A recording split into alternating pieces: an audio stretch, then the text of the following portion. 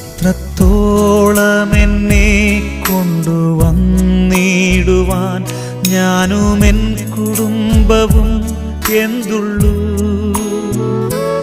ഇത്രത്തോളം എന്നെ കൊണ്ടുവന്നിടുവാൻ ഞാനും എൻ കുടുംബവും എന്തുള്ളൂ. ഇത്ര നന്മകൾ ഞങ്ങളനുഭവിപ്പാൻ എന്തുള്ളൂ യോഗ്യത നിൻ മുൻപിൽ. ഇത്ര നന്മകൾ ഞങ്ങളനുഭവിപ്പാൻ എന്തുള്ളൂ യോഗ്യത നിൻ മുൻപിൽ.